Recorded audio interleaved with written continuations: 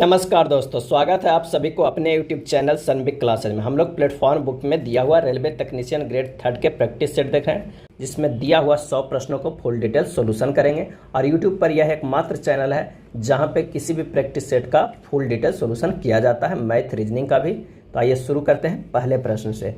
पहला प्रश्न है कि पूछ रहा है कि 21, 22, 22, 23, 23, 24, 24, 24 का बहुलक मोड क्या होगा। तो मोड किसे कहते हैं? तो प्रेक्षणों में जो दिया हुआ प्रेक्षण है उसकी सर्वाधिक संख्या को मोड कहते हैं। तो यहाँ 24 जो है वो 3 बार आया है, जो कि सबसे ज़्यादा है। तो इसका जो आंसर हो जाएगा ऑप्शन डी 24। अगला है त्रिभुज एक्स वाई जेड में बाई पर समकोण यदि कोण x बराबर 45 हो तो सेक x बराबर क्या हो जाएगा। तो सेक x बराबर हो जाएगा सेक 45 डिग्री बराबर √2 हो जाएगा। आंसर हो जाएगा ऑप्शन डी।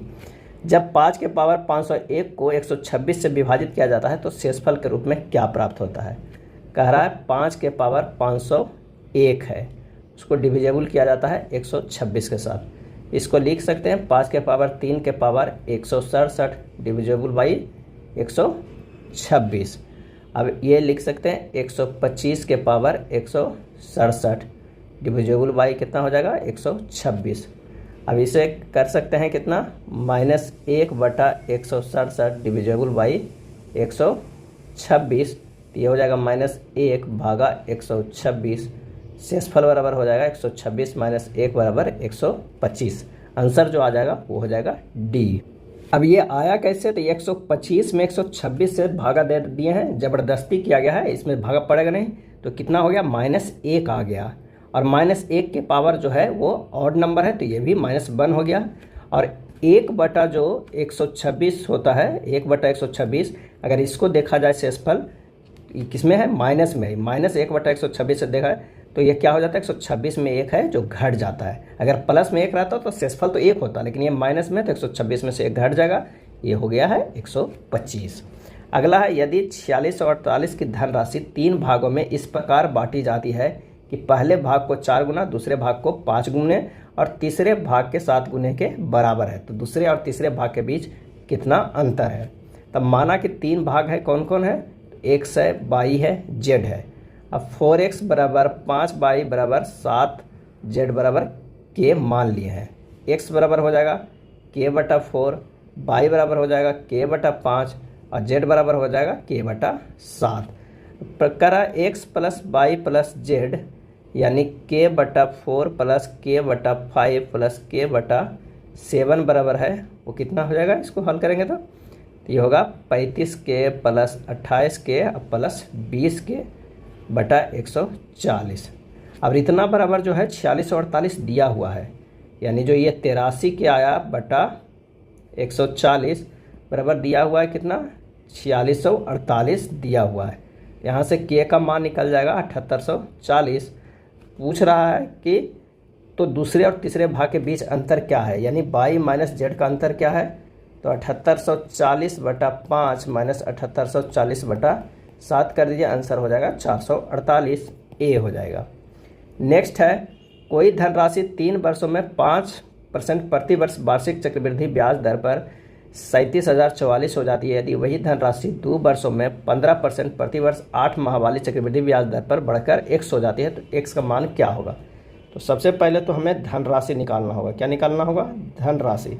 ये हो जाएगा 37,044 गुना 100/100 + 5 के होल क्यूब हो जाएगा। तो इससे निकल जाएगा 37,044 गुना 20/21 गुना 20/21 गुना 20/21, यह आ जाएगा हमारे पास 32,000 रुपया। अब नया जो है वो समय क्या है? नया समय जो है 2 वर्ष और 3 अष्टमास है। क्या है? 3 अष्टमास है। तो नई दर बराबर जो हो जाएगा कितना, नई दर बराबर हो जाएगा 15% वर्ष की, यानी 15/12 गुना 8 बराबर 10% प्रति अष्टमास होगा। तो धनराशि निकाल लीजिए। अभीष्ट जो धनराशि आएगा वो कितना आएगा, तो 32,000 पे ये हो जाएगा कितना 10% का, और कितने साल का, तो ये हो जाएगा 3 सालों का, क्योंकि 2 वर्ष बराबर अष्टमासी है तो 3 अष्टमास हो जाएगा। तो ये 3 पावर में हो जाएगा, ये हो जाएगा 32,000 गुना 11 गुना 11 गुना 11 बटा 10 गुना 10 गुना 10 सोल्व कीजिएगा, 42,500 जो आएगा वो कितना आएगा, 92 आएगा। आंसर हो जाएगा ऑप्शन बी। नेक्स्ट है बर्फ और कांच के अपवर्तनांक क्रमशः 1:1.31 और 1.52 है। कोई प्रकाश किरण बर्फ से कांच में गमन करती है, बर्फ के सापेक्ष कांच का अपवर्तनांक खाली स्थान होगा और किरण कांच में अभिलंब खाली स्थान झुकेगी। तो ये आंसर हो जाएगा कौन सा, आइए निकालते हैं। बर्फ के सापेक्ष कांच का अपवर्तनांक क्या होगा, यानी म्यू जी बटा म्यू जो हमारे पास है वो क्या हो जाएगा, आई बराबर 1.52 बटा 1.32 बराबर हो जाएगा 1.16। यहाँ किरण कांच में अभिलंब की ओर मुड़ेगा, कांच का अपवर्तनांक अधिक है तो कांच में प्रकाश का वेग कम होगा और अभिलंब की ओर मुड़ेगा। तो आंसर हो जाएगा ऑप्शन डी। मोटर के आर्मेचर के घूर्णन की दिशा किसकी सहायता से ज्ञात की जा सकती है। सही जवाब हो जाएगा बी, फ्लेमिंग के बाएं हाथ के नियम से। मोटर के आर्मेचर के घूर्णन की दिशा फ्लेमिंग के बाएं हाथ के नियम की सहायता से ज्ञात की जाती है। फ्लेमिंग के बाएं हाथ के नियम के अनुसार यदि अंगूठा, तर्जनी और मध्यमा तीनों को लंबता किया जाए तो मध्यमा की दिशा में विद्युत धारा, तर्जनी की दिशा में चुंबकीय क्षेत्र एवं अंगूठा के दिशा में बल आघूर्ण कार्य करता है। निम्न में से कौन सा जीवित जीवाश्म वृक्ष का उदाहरण है, और इसका जो सही आंसर हो जाएगा वो हो जाएगा कौन सा, डी, जिनकागो बिलोबा। जिनकागो बिलोबा जीवित जीवाश्म वृक्ष का उदाहरण है। जीवित जीवाश्म मुख्य रूप से जीवित जीवों और विलुप्त नमूनों के जीवाश्मों के समानता और अंतर वर्णन करने के लिए उपयोग किया जाता है। अगला प्रश्न है कि एक प्रकाश किरण दो माध्यमों को पृथक करने वाले इंटरफेस पर 45 डिग्री के आपतन कोण पर आपतित होती है, जिसके लिए अपवर्तन को 30 डिग्री है। पहले माध्यम के सापेक्ष दूसरे माध्यम का अपवर्तनांक किसके बराबर होता है।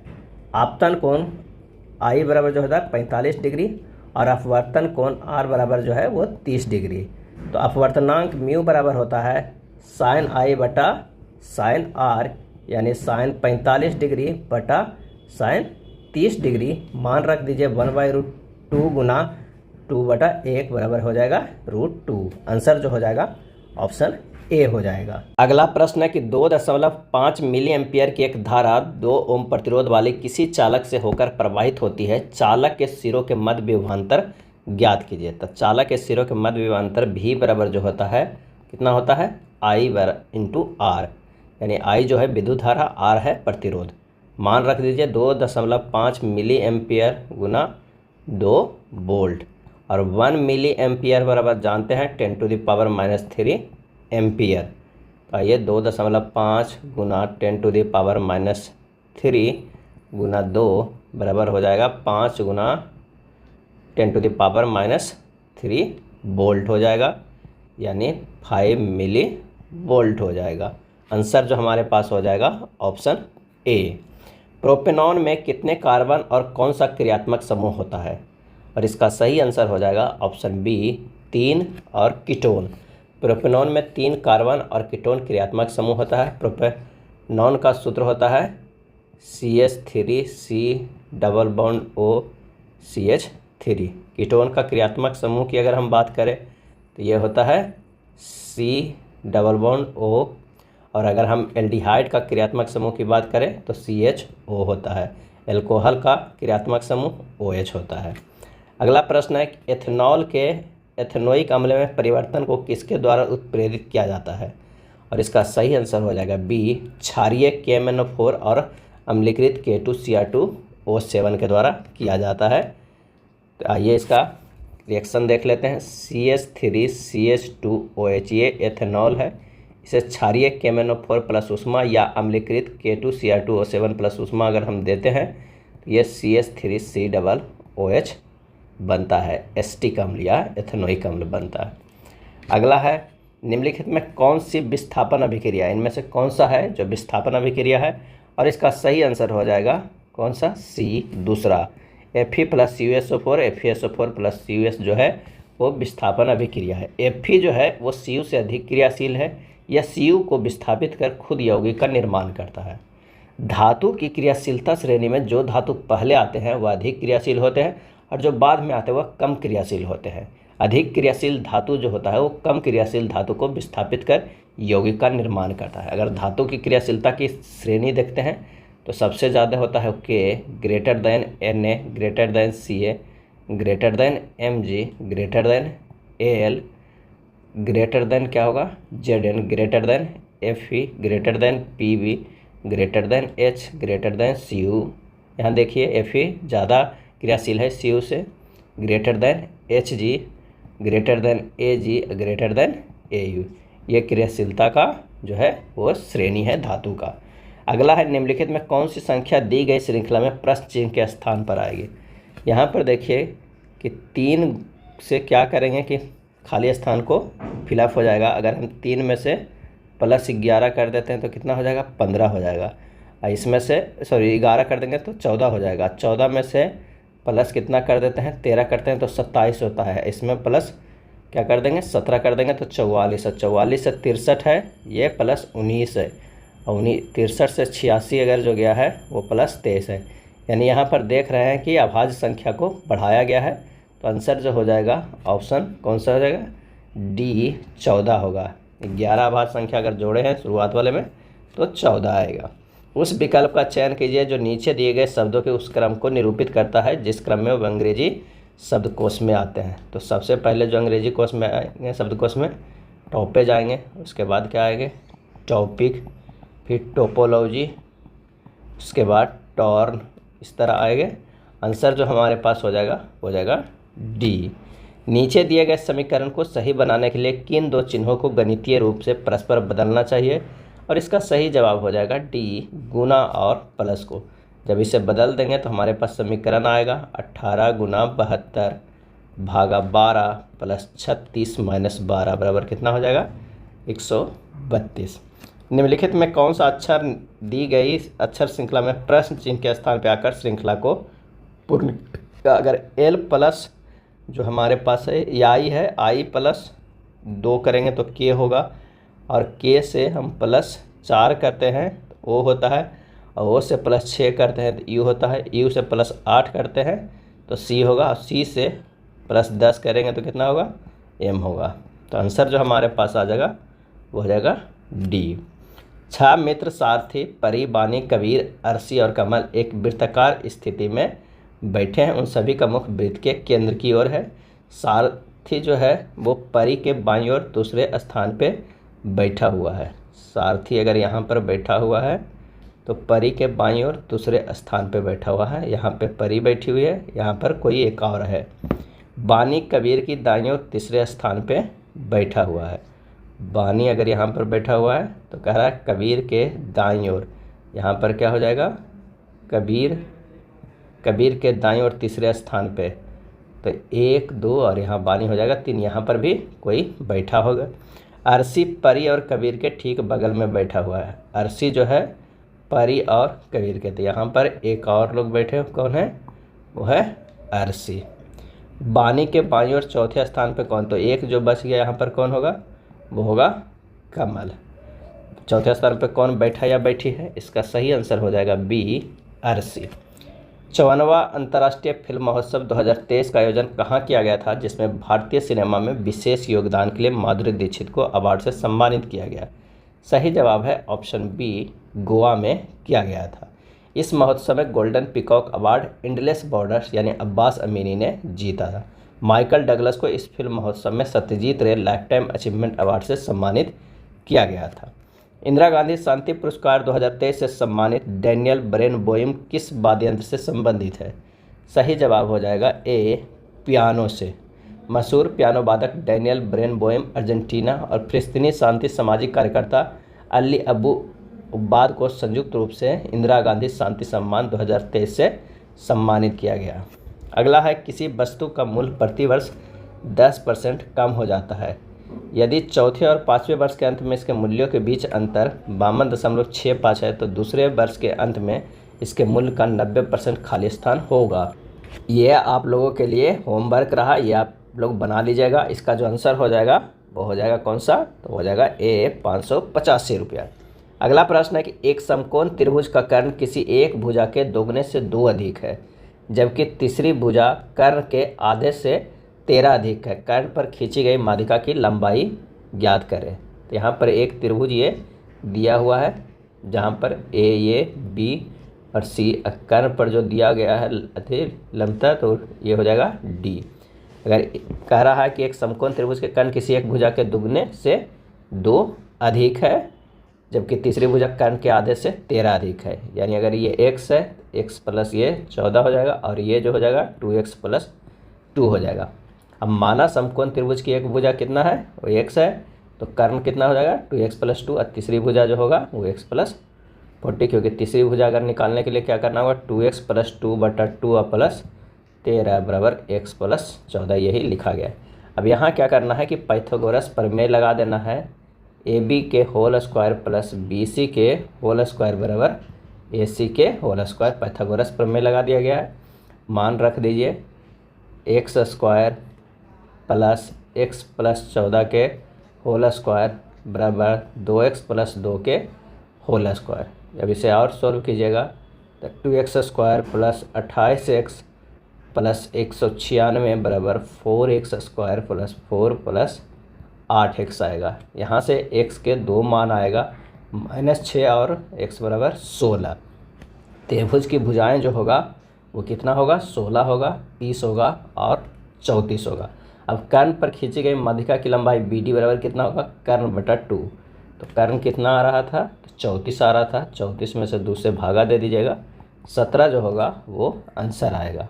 त्रिभुज की भुजाएं कितना कितना आया, तो 16, 30 और 34 आया था। एक बेलन के आधार का व्यास 3 सेंटीमीटर है और इसकी ऊंचाई 14 सेंटीमीटर है। बेलन का आयतन ज्ञात कीजिए। तो बेलन का आयतन बराबर हमारे पास क्या फार्मूला होता है, पाई r स्क्वायर h, यानी 22/7 गुना 3/2 के होल स्क्वायर गुना 14, यानी 22/7 गुना 9/4 गुना 14 बराबर हो जाएगा 99 सेंटीमीटर क्यूब हो जाएगा। ऑप्शन है ए सही हो जाएगा। चतुर्भुज PORS में कोण R और कोण S के समद्विभाजक बिंदु T चतुर्भुज के अंदर पर मिलते हैं और कोण STR बराबर क्या होगा, 87.5 डिग्री है। यदि कोण P और कोण Q का अनुपात 2:3 है तो कोण Q और कोण P की मापों का अंतर ज्ञात कीजिए। यहाँ पर ये P है, ये Q है, ये R है, ये S है, और ये यहाँ से जो है वो T हो गया। ये कितना डिग्री दिया हुआ है, 87.5 डिग्री। हमारे पास E और ये कितना है, ये 2x है और ये 3x है। अब यहाँ से सॉल्व कर देना है कि माना कोण P बराबर 2x तथा कोण Q बराबर जो है वो 3x है, क्योंकि 2:3 में है। तो कोण STR बराबर होगा हाफ इंटू कोण P प्लस कोण Q, यानी 87.5 बराबर half into 2x plus 3x। x बराबर हो जाएगा 87.5 डिग्री गुना 2/5, यानी कितना हो जाएगा 35 डिग्री। ये तो आ गया कोण x बराबर जो हमारे पास आ गया 35 डिग्री। और यहाँ से निकल जाएगा कि कोण Q माइनस कोण P बराबर 3x माइनस 2x बराबर x बराबर 35 डिग्री। आंसर होगा ऑप्शन बी। राबिया एक कार्य 12 दिन में समाप्त कर सकती है, सरिता उसी कार्य को 18 दिन में समाप्त कर सकती है। यदि वे मिलकर एक साथ कार्य करती है तो कितने दिनों में समाप्त कर सकती है। एक 12 दिन में, एक 18 दिन में, दोनों का अगर एलसीएम लेंगे तो टोटल कार्य 36, इसका 3 क्षमता, इसका 2 क्षमता, मिल के कर रहा है तो 36/5 हो जाएगा, यानी हमारे पास आ जाएगा 7.1/5 या 7.2/10। आंसर हो जाएगा ऑप्शन बी। पत्तियों से पौधे के अन्य उत्कों तक प्रकाश संश्लेषण के विलेय उत्पादों और अन्य पदार्थों के परिवहन की प्रक्रिया क्या कहलाती है। पत्तियों से पौधे के अन्य उत्कों तक प्रकाश संश्लेषण के विलेय उत्पादों और अन्य पदार्थों के परिवहन की प्रक्रिया को क्या कहलाती है। तो इसका सही जवाब हो जाएगा ऑप्शन डी, स्थानांतरण।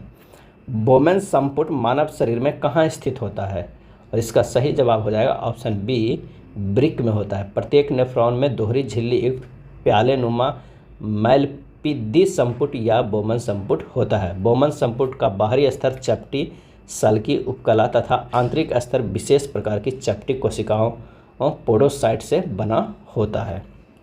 अगला है मैलपिगियन नलिकाएं निम्न में से किसमें पाई जाती है? मैल पिगियन नलिकाएं निम्न में से किसमें पाई जाती है? और इसका सही आंसर हो जाएगा ऑप्शन डी, ऑर्थोपोडा में पाई जाती है। मानव रक्त का तरल भाग जिसे क्या कहा जाता है, जो जल, लवण और प्रोटीन से बना होता है? सही जवाब हो जाएगा ऑप्शन बी, प्लाज्मा कहा जाता है। प्लाज्मा में 90% जो होता है वो क्या होता है? जल होता है, और 10% जो होता है अकार्बनिक एवं तथा कार्बनिक पदार्थ एवं प्रतिरक्षी पदार्थ उपस्थित होता है। अगला है, निम्नलिखित में कौन अकशेरुकी प्राणियों में शामिल नहीं है? सही जवाब हो जाएगा डी, सरीसृप। सरीसृप अकशेरुकी प्राणियों में शामिल नहीं है। सरीसृप असमतापी जंतु है। इनका शरीर सल्कों द्वारा ढका रहता है। इनमें श्वसन फेफड़ों द्वारा होता है। वर्तमान समय में सबसे बड़ा रेप्टाइल्स जो है वो मगरमच्छ है। निम्नलिखित में कौन सा शक्ति P प्रतिरोध R और T सेकेंड में एक तार से प्रवाहित आदेश Q के बीच के सही संबंध को दर्शाता है?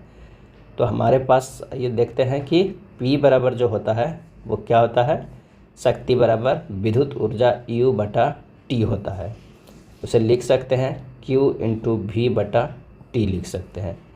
तो इससे हो जाएगा T इधर चल जाएगा, PT बराबर होगा Q इंटू V, PT बराबर Q, अब V बराबर IR लिख सकते हैं। तो हमारे पास ये आ गया फार्मूला, PT बराबर QIR। विभवांतर दो बिंदुओं के बीच के आवेश के प्रवाह के कारण किया गया कार्य है। आंसर कौन सा हो जाएगा? तो डी, सरल आवर्त गति में सरल लोलक का आवर्तकाल किस पर निर्भर करता है? और इसका सही आंसर हो जाएगा लंबाई पर भी और गुरुत्वीय त्वरण पर भी, क्योंकि T बराबर होता है √L/g, 2π√L/g होता है। T बराबर फार्मूला होता है 2π√L/g होता है। तो आंसर हो जाएगा सी।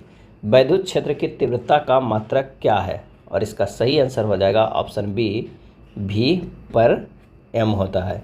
किसी आवेश पर लगने वाले विद्युत बल पर परीक्षण आवेश का अनुपात वैद्युत क्षेत्र कहलाता है। वैद्युत क्षेत्र की तीव्रता E बराबर होता है बल F बटा आवेश Q होता है। तो F को लिख सकते हैं F इंटू एस, और Q को लिख सकते हैं Q इंटू एस। ये हो जाएगा joule, F into S joule हो गया, नीचे जो Q इंटू एस होगा कूलम इंटू मीटर यानी वोल्ट पर मीटर, V/m होता है। दर्पण के दाईं ओर रखे जाने पर निम्नलिखित में से कौन सी आकृति दी गई प्रश्नाकृति को सटीक दर्पण प्रतिबिंब होगी? और इसका सही आंसर हो जाएगा ऑप्शन डी। 3 कथन दिया हुआ है और उस पर एक निष्कर्ष निकालना है। तो कथन क्या है? सभी जो सेव है, अगर ये सेव है तो कह रहा है सभी जो सेव है वो क्या है? संतरे हैं। ये संतरे हैं। उसके बाद कह रहा है कि कुछ संतरे जो हैं वो केले हैं, कुछ संतरे जो हैं वो केले हैं, ये केले हो गए। उसके बाद प्रश्न में कह रहा है कि सभी केले जो है वो क्या है? कीवी है। ये हो जाएगा कीवी है। कुछ संतरे कीवी है, बिल्कुल सही। कुछ संतरे सेब है, सही है। कुछ सेब केले हैं, ये गलत है। सही आंसर हो जाएगा डी, केवल निष्कर्ष 1 और 2 जो है अनुसरण करते हैं। 36 नंबर फिगर वाला प्रश्न है, इसे सॉल्व कर लीजिएगा। इसका आंसर जो हो जाएगा बी। 37 नंबर है, एक निश्चित कुष्ठ भाषा में मूव को इस तरह लिखा जाता है, रस्ट को इस तरह लिखा जाता है, उसी कुष्ठ भाषा में टास्क को कैसे लिखा जाएगा? तो यहाँ पर देखिए मूव्स को क्या लिखा गया है? NQWG लिखा गया है। इसे देखते हैं तो M से +1 किया गया है, O से क्या किया गया है? +2 किया गया है, V से W ये किया गया है +1, E से G किया गया है ये +2, यानी हमारे पास सीरीज +1 +2 +1 +2 का चल रहा है। उसी तरह टास्क में +1 देखेंगे तो U होगा, A में +2 देखेंगे तो क्या होगा? C होगा, S में से +1 देखेंगे तो T होगा, और K में से +2 देखेंगे तो M होगा। हमारे पास आंसर आ जाएगा कौन सा? तो हो जाएगा D।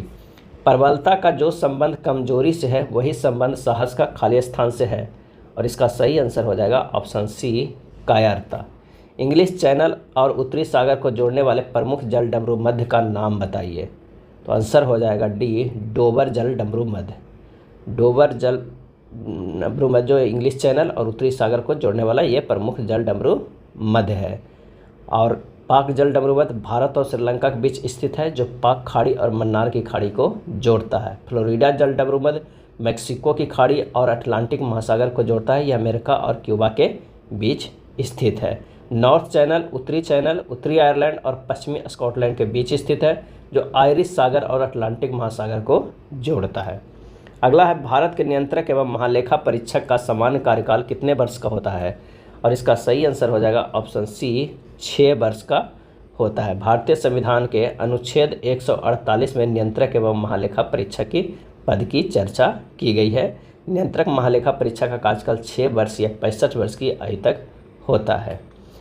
कैग जो है के रिपोर्ट पर पीएससी यानी लोक लेखा समिति विचार करती है। कैग सार्वजनिक धन के मार्गदर्शक, रखवाला और सलाहकार होते हैं।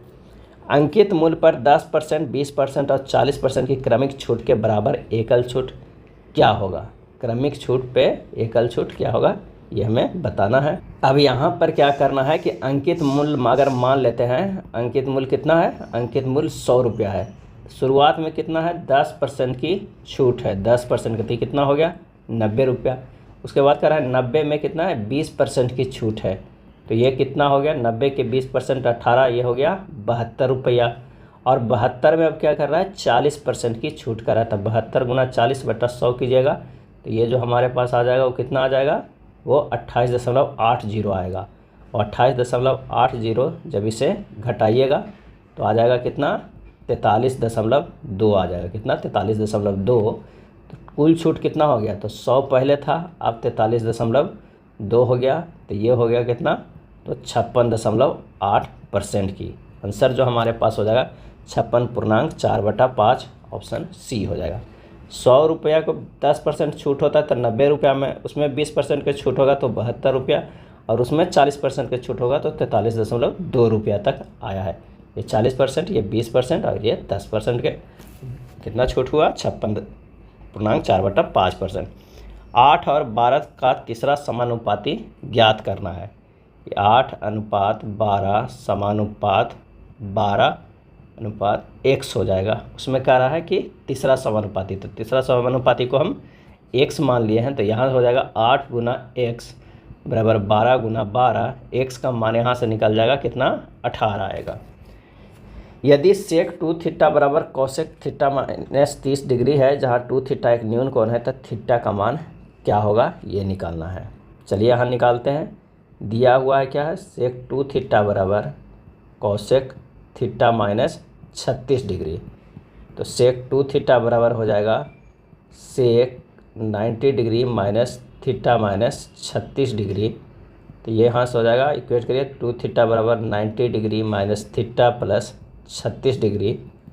थीटा का मान कितना आ जाएगा?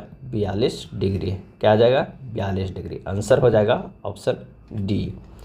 नेक्स्ट है, नीचे दी गई तालिका 5 कंपनियों द्वारा बाइक और ट्रक के उत्पादन को दर्शाती है। कंपनी एच तथा आई द्वारा मिलकर ट्रक के उत्पादन का, कंपनी जे तथा के द्वारा मिलकर बाइक के उत्पादन का अनुपात क्या होगा? कंपनी एच आई द्वारा मिलकर ट्रक का पहले देख लेते हैं उत्पादन, तो 400 प्लस 300 है, कितना हो गया? 700। और जे के द्वारा मिलकर जो है वो बाइक के उत्पादन कितना है? 350 प्लस 400 है, हो जाएगा कितना? 750। अनुपात बराबर हमारे पास क्या आ जाएगा? तो ये हो जाएगा 700 बटा 750, यानी 14:15। 14:15 हो जाएगा बी आंसर। अगला प्रश्न है, यदि K4 + 1 K4 बराबर 47 है, तो KQ + 1 KQ का मान क्या होगा? तो यहाँ पर दिया हुआ K4 + 1 K4 बराबर 47। इसे लिख सकते हैं K² के होल स्क्वायर प्लस 1 K² के whole square plus 2 × K² × 1 K²। इधर 47 प्लस 2, क्योंकि इधर भी K² कट जाएगा तो ये 2 बचेगा, तो इधर भी हम लोग 2 लिख दिए सुविधा के अनुसार। अब इसे लिख सकते हैं K² + 1 K² के होल स्क्वायर बराबर 49। K² + 1 K² बराबर कितना आ जाएगा? ये स्क्वायर इधर चला जाएगा तो ये 7 आ जाएगा। अब फिर से अगर हम दोनों तरफ क्या कर देंगे? +2 और इधर भी +2 कर देंगे, तो K + 1 K कितना आ जाएगा? तो ये हमारे पास आ जाएगा 9 आ जाएगा। ये होल स्क्वायर बराबर 9 आ जाएगा, तो K + 1 K बराबर कितना हो गया? 3 आ गया। अब K + 1 K बराबर 3 आ गया है, तो हम लिख सकते हैं KQ + 1 KQ बराबर होता है 3 माइनस 3 गुना 3, ये किस तरह के फार्मूला से होता है? तो AQ माइनस 3A के फार्मूला से। अगर K प्लस 1/K बराबर ये यहाँ पर जो है वो A रहता है, ये 3 को हम A माने हैं। ये इससे कितना सॉल्व करने से होगा? 27 माइनस 9 बराबर 18। आंसर हमारा जो आ गया वो B हो गया। अगर x प्लस 1/x का बेहतरीन वीडियो देखना चाहते हैं तो सनविक मैथ पे अपलोड किया गया है। हाल फिलहाल में काफ़ी अच्छा कॉन्सेप्ट दिया गया है, आप 2 मिनट में सारे प्रश्न को हल करना सीख जाएंगे। तो एक बार ज़रूर जाकर देखिए सनविक मैथ पे, लिंक जो है वो डिस्क्रिप्शन में दिया हुआ है। निम्न में से कौन सा टीन आधारित मिश्र धातु है? और इसका आंसर हो जाएगा C, white metal. White metal tin आधारित मिश्र धातु है। White metal antimony, tin, lead, cadmium और जिंक का बना मिश्र धातु है। अगला प्रश्न है कि पॉलीथीन क्या है? और इसका सही आंसर हो जाएगा बी, थर्मोप्लास्टिक है। पॉलीथीन जो है वो थर्मोप्लास्टिक है। पॉलीथीन एथिलीन का बहुलक है। नेक्स्ट है, विराम की अवस्था से गिरती हुई दो वस्तुओं द्वारा यात्रा के चौथे सेकंड तथा 5वें सेकंड में चली गई दूरियों का अनुपात क्या होगा? तो चौथे सेकंड में वस्तु द्वारा तय की गई दूरी S4 बराबर क्या हो जाएगा? G/2 इंटू 2 इंटू 4 माइनस 1, यानी कितना हो जाएगा? 7G/2। ये किस फार्मूला से हो रहा है? तो SN प्लस H बराबर होगा U plus G/2 into 2n minus 1, महत्तम ऊंचाई पर जहां प्रारंभिक वेग U बराबर ग्रेटर देन 0। और 5वें सेकंड में वस्तु द्वारा तय की गई दूरी कितना होगा? S5 बराबर, तो ये G/2 इंटू 2 इंटू 5 माइनस 1, यानी 9G/2 हो जाएगा। अब S4/S5 के हमें रेशियो निकाल देना है, तो कितना हो जाएगा? तो सीधे 7/9 आ जाएगा। आंसर जो हो जाएगा ऑप्शन बी। S ऑर्बिटल में अधिकतम कितने इलेक्ट्रॉन रह सकते हैं? और इसका आंसर हो जाएगा ए, 2 इलेक्ट्रॉन रह सकते हैं। S में 2 रह सकते हैं, और P में कितना रह सकते हैं? तो 6, D में कितना रह सकते हैं? तो 10, और F में कितना रह सकते हैं? 14। किसी परमाणु की कक्षा में कुल इलेक्ट्रॉनों की संख्या जो होता है वो 2n² रहता है। ओरल सब म्यूकस फाइब्रोसिस बीमारी का कारण क्या है? ओरल सब म्यूकस फाइब्रोसिस बीमारी का कारण है, आंसर हो जाएगा ऑप्शन सी, तंबाकू युक्त गुटखा खाना। रक्त कैंसर को ल्यूकीमिया भी कहा जाता है। स्लीप एपनिया एक भयंकर निद्रा दोष है, इसमें निम्न में से क्या होता है? आंसर हो जाएगा सी, निद्रा में बार बार थोड़ी देर के लिए श्वास जो होता है वो बाधित हो जाता है। अगला प्रश्न है, हम हल्दी पौधे के किस भाग से पाते हैं? इसका सही आंसर हो जाएगा बी, हम हल्दी पौधे के तना भाग को खाते हैं। हल्दी में जड़ें, नोड्स एवं इंटरनोड से उत्पन्न होता है। हल्दी में जड़ें, नोड्स एवं इंटरनोड से उत्पन्न होते हैं। ये जड़ें समानांतर गमन करता है।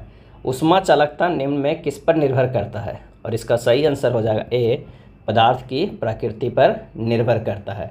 चालकता के आधार पर अगर हम पदार्थ को करेंगे तो Ag greater than Cu greater than Al greater than Fe होगा। दी गई श्रेणियों के बीच सर्वश्रेष्ठ संबंध को दर्शाने वाले वेन आरेख का चयन कीजिए। तो यहाँ जो हो जाएगा सरीसृप, सांप और जहरीले में किस जहरीले जो होंगे वो कौन सा होंगे? ये जहरीले हो जाएंगे, जहरीले। और ये अंदर वाला जो हो जाएगा वो सांप हो जाएगा। ये सरीसृप, सरीसृप में सांप आता है, लेकिन सांप और सरीसृप दोनों कोई ज़रूरी नहीं है कि जहरीले ही होगा। तो आंसर जो हमारे पास हो जाएगा वो कौन सा हो जाएगा? बी हो जाएगा। निम्नलिखित 4 अक्षर समूहों में से 3 अक्षर समूह किसी प्रकार से एक समान है, एक असमान है। असमान अक्षर समूह का चयन कीजिए। आइए देखते हैं। H के अपोजिट करेंगे तो S होगा, और Y के अपोजिट करेंगे तो B होगा। यहाँ पर देखते हैं G के अपोजिट T है, और X के अपोजिट जो है वो C है। O के अपोजिट जो है वो क्या है? O के Q का अपोजिट O का अपोजिट J, और U के अपोजिट F है।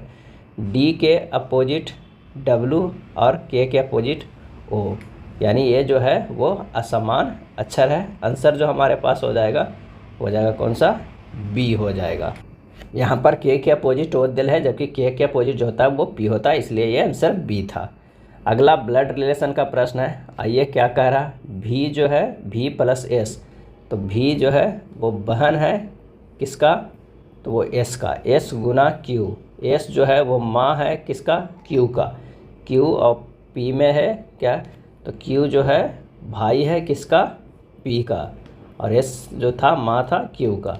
अब कह रहा है कि P अब भागा T है, तो टी के पिता कौन हुए, पी हुआ, और टी प्लस आर जो है टी बहन हुआ, बहन किसका, आर का, और आर माँ हुई किसका, यू का।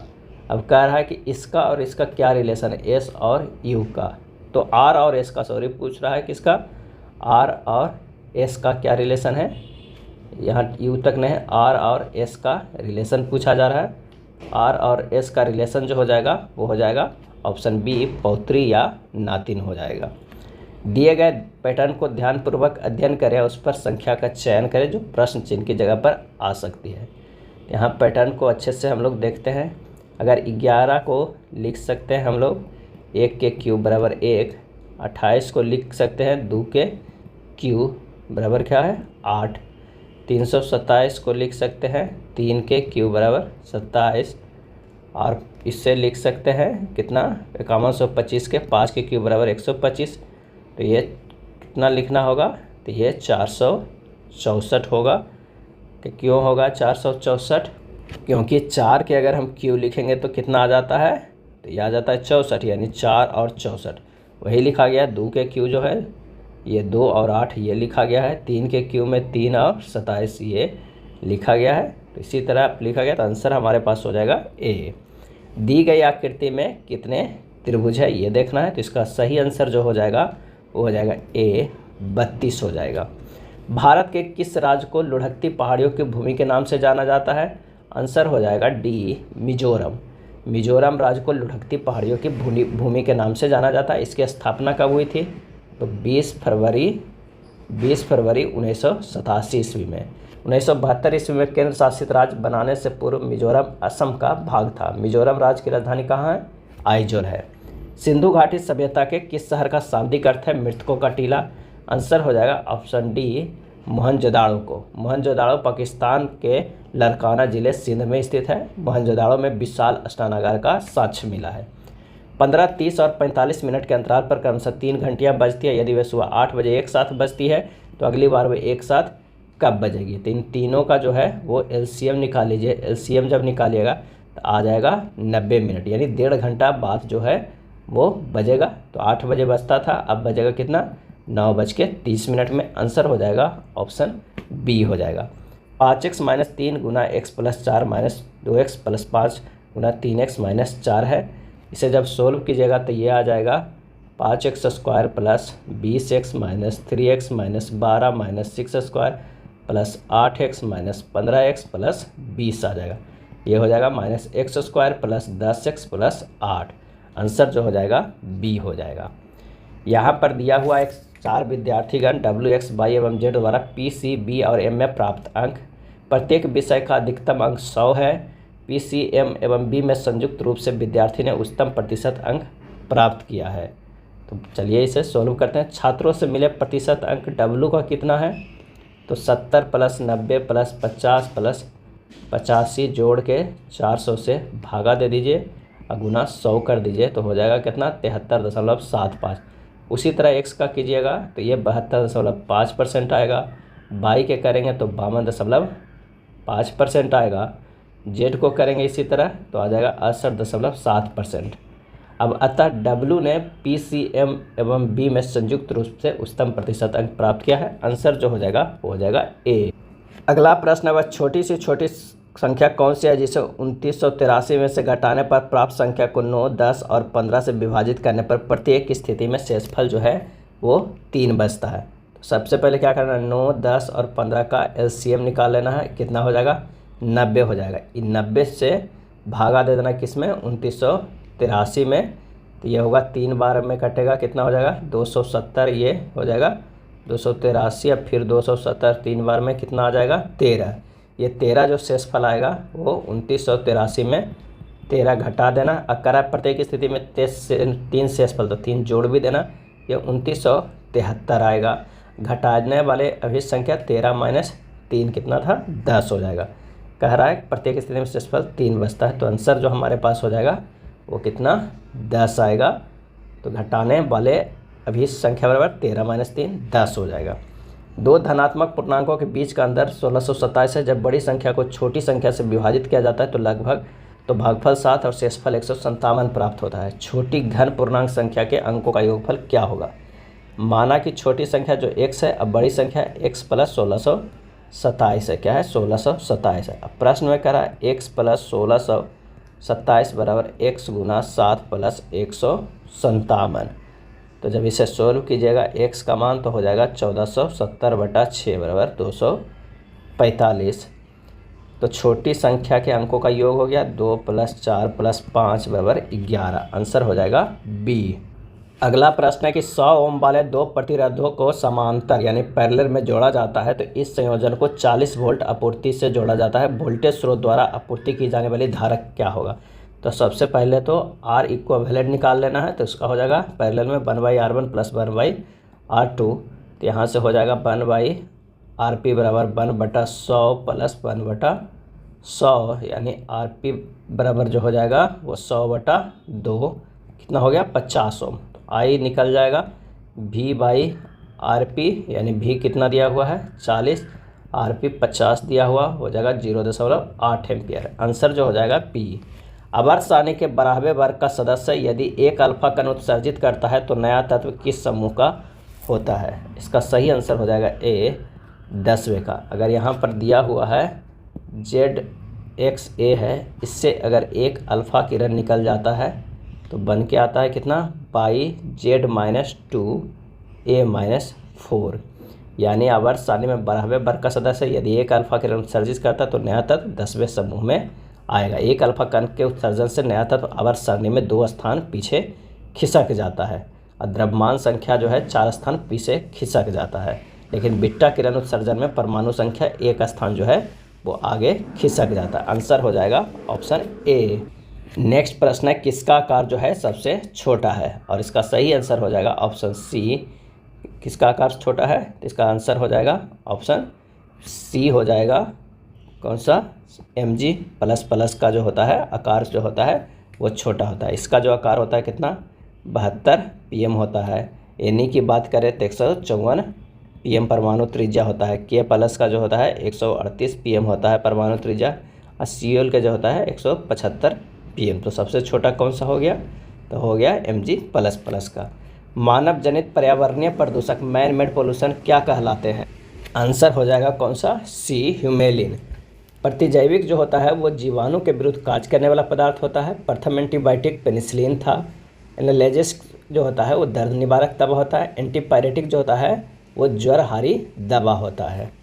अगला है निम्न में से किस समूह के जीवों को डूबने से हुई मृत्यु को पता लगाने में महत्व है? सही आंसर हो जाएगा डी डाइटम। डाइटम समूह के जीवों को डूबने से हुए मृत्यु का पता लगाने में महत्व है। डाइटम शैवाल समूह के जीव है।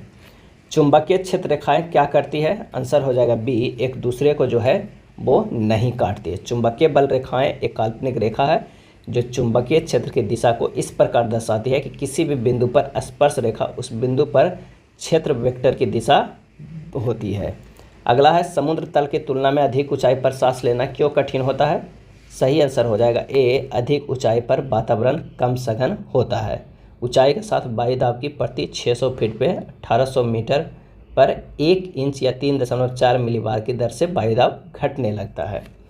20 वोल्ट के स्रोत से संयोजित एक विद्युत उपकरण से प्रति 5 सेकंड में 15 कूलाम आवेश प्रवाहित हो रहा है तो इसकी शक्ति ज्ञात कीजिए। तो P बराबर होता है Q × V/T बराबर 15 गुना 20/5 बराबर क्या हो जाएगा? 60 वाट हो जाएगा। आंसर हो जाएगा ऑप्शन सी हो जाएगा। पुनीत उत्तर दिशा की ओर कार चल रहा था फिर वह अपनी बाईं ओर मुड़ता है और 10 किलोमीटर चलता है। पुनीत जो है वो उत्तर दिशा की ओर कार चला रहा है, वह अपनी बाईं ओर मुड़ता है और 10 किलोमीटर की दूरी तय करता है।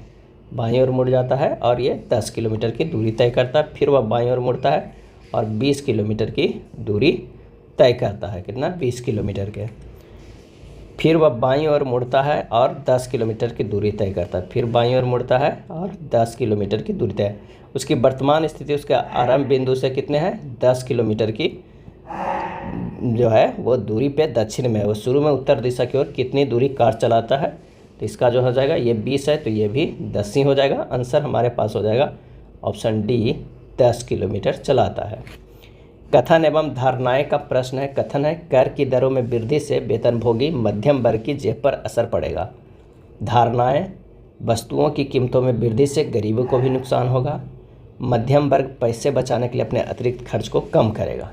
इसका सही जवाब हो जाएगा ए, केवल धारणा सेकेंड जो है वो निहित है। अगला प्रश्न है कि प्रत्येक अलग अलग ब्रांड के कुल 88 मोबाइल फ़ोन हैं जिन्हें एक मोबाइल स्टोर में एक सीधी पंक्ति में व्यवस्थित करके रखा गया है।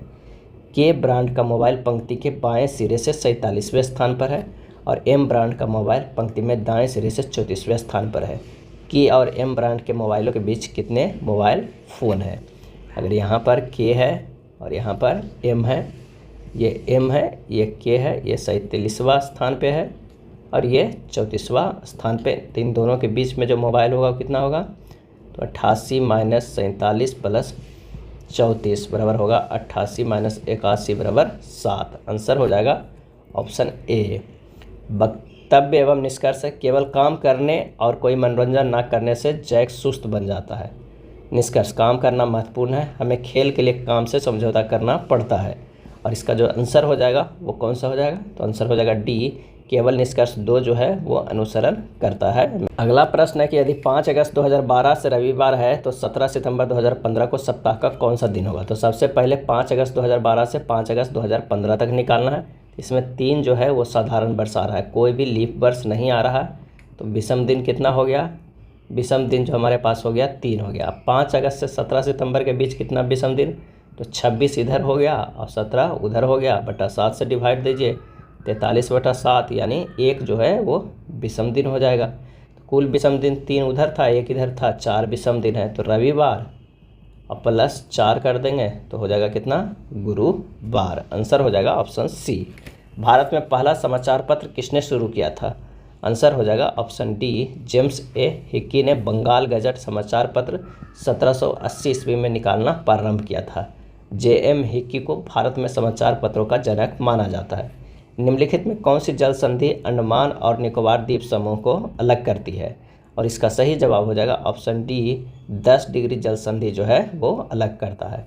जिब्राल्टर जल संधि स्पेन एवं मोरक्को भूभागों को भी अलग करता है।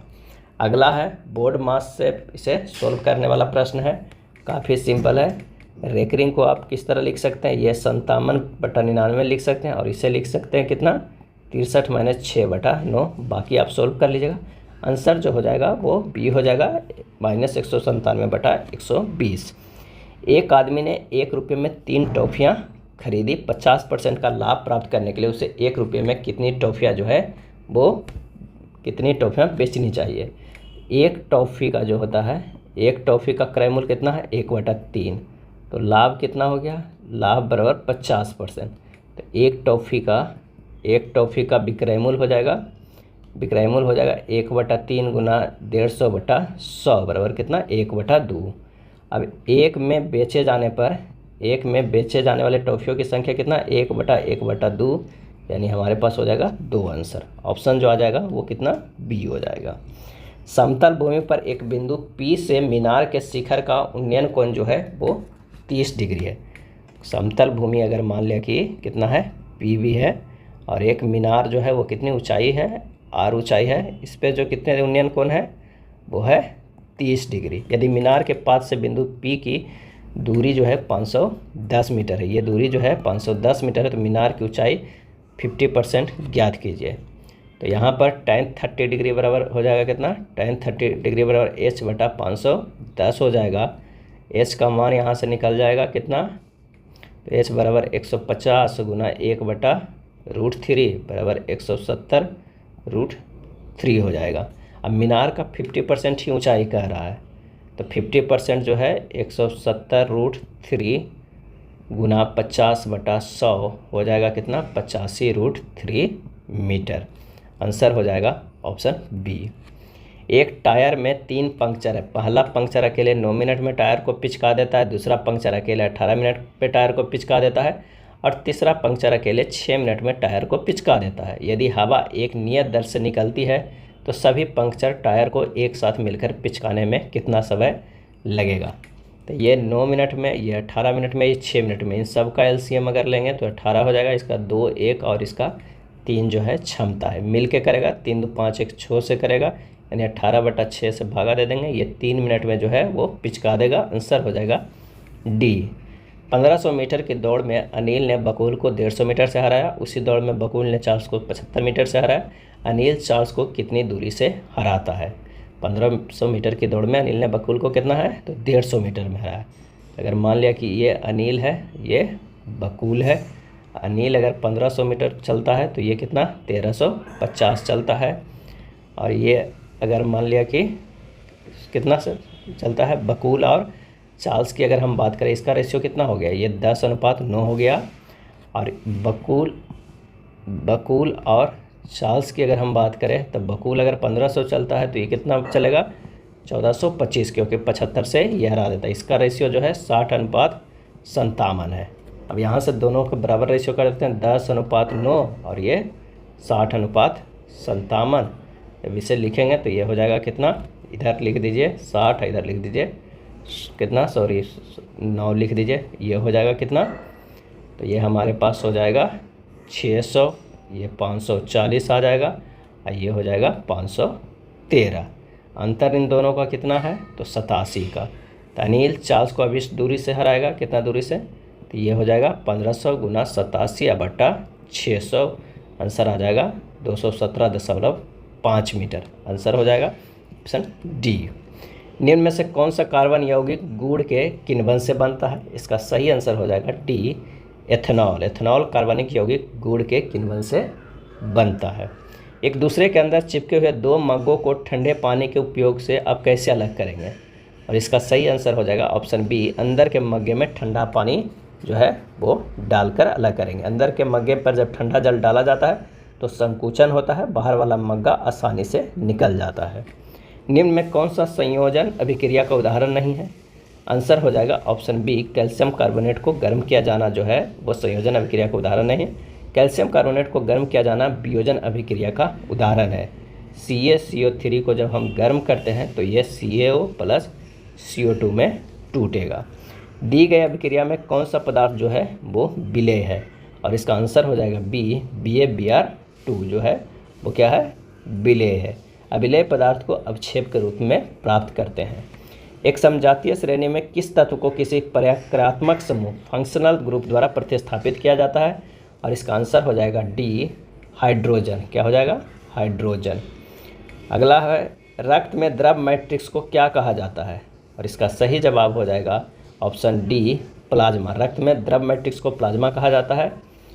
2 ओम, 3 ओम, 5 ओम प्रतिरोध वाले 3 प्रतिरोध एक भी वोल्टेज वाली बैटरी के साथ श्रेणी क्रम में संयोजित है। यदि 2 ओम प्रतिरोध से प्रवाहित धारा 4 एम्पीयर है तो विभवांतर का मान क्या हो जाएगा?